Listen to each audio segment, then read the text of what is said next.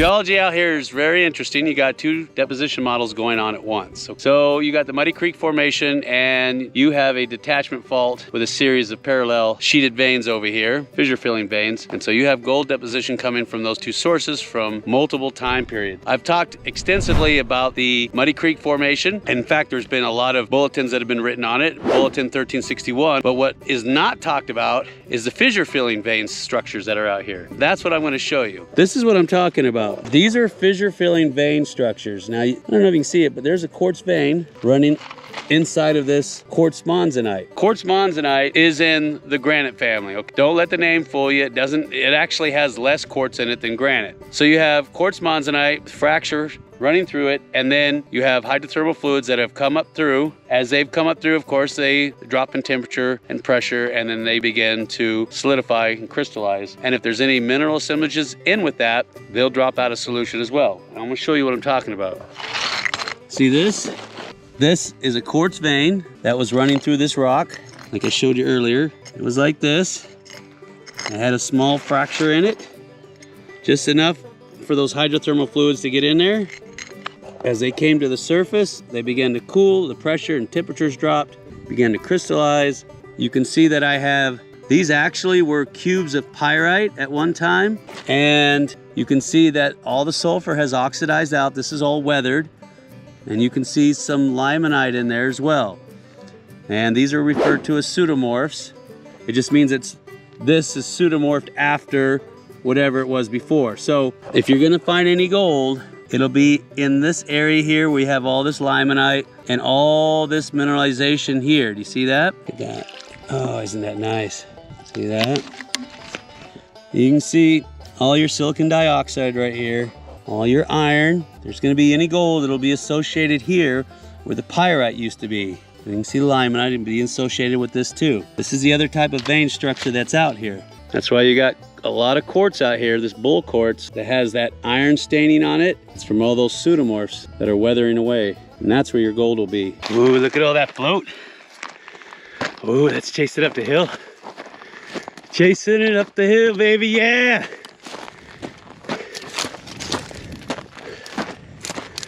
Oh, look at what I see. Look at that big old bunker. Yeah. Look at that. Even more.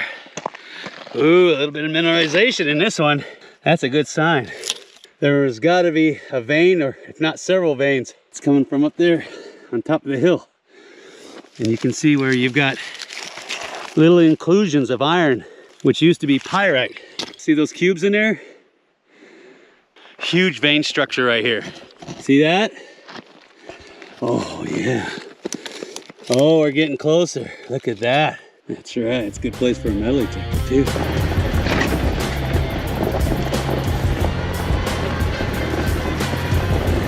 All right, now a lot of you out there have heard me talk about alluvial deposits as far as placer deposition goes, but you haven't heard me talk a lot about eluvial deposits, which are up here on the hillsides.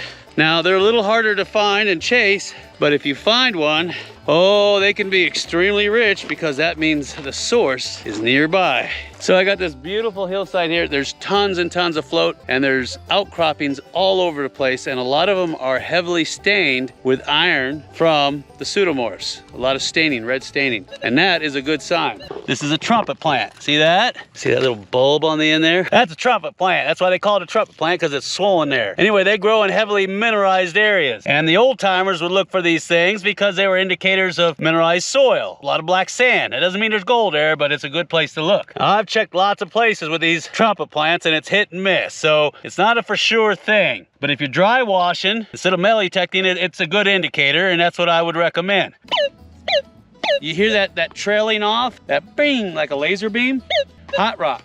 Don't even mess with it. Now, another problem is the end of these cords on the search coil.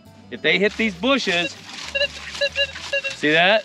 When you're swinging your detector, try not to do your pendulum swing. I've seen too many people do that. Focus on keeping that coil to the soil. I found one of the veins. Look at how heavily mineralized that quartz vein is. See it right here? It's running all through here. There's a big section of it right here. See that? There's so much iron in there. So this is the vein, and this is what we're looking for. You're gonna slowly grid this area off, metal detect it. If the pieces sound off and you can't see visible gold in them, break them open. If that doesn't work, then crush them down. If the ground is too hot, back off on your sensitivity. See that? The wobble pop. First thing you do, make sure you don't have any jewelry on. Lay that thing out flat.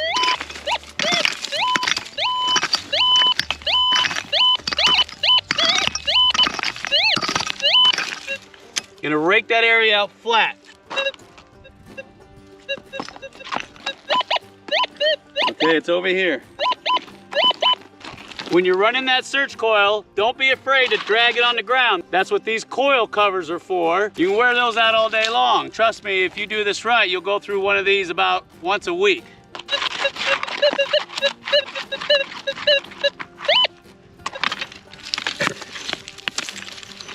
Now you're gonna have hot rocks that sound just like gold nugget. So you're gonna dig everything that sounds like it, and I recommend wearing gloves. You don't know what's in there. Tap, tap, tap.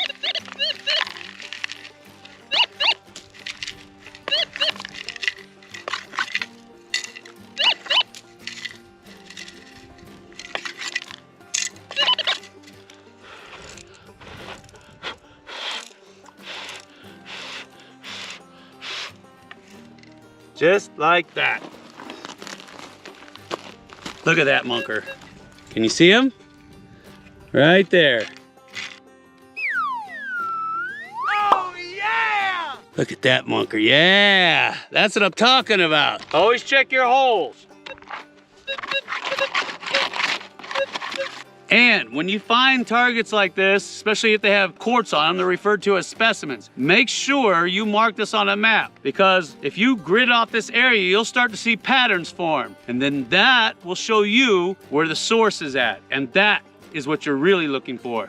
All right, let's keep going up this hill and see what we can find. See that? That's caliche. That's an artificial bedrock out here, because the real bedrock is about maybe a mile down. The gold's gonna sit on top of that. It's great for VLFs. These guys too, if you have the right coil. I've got the big deep seeker on there, so it might miss the smaller gold.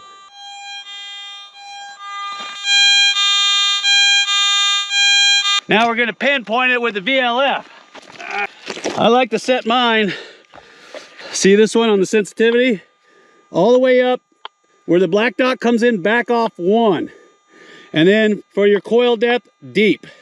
And then of course for your volume, all the way up. And you're looking for this top guy to do wobble pop.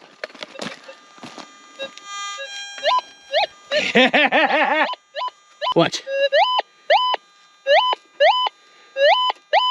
Yeah, that's a strong one too. See how easy it is to pinpoint that? There's this huge outcropping here, a float. See this? Right there. Okay.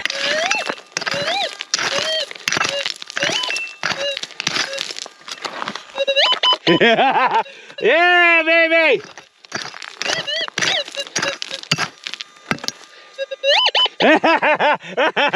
Oh, wrong tool, wrong tool. Hush! All right, it's out of the hole.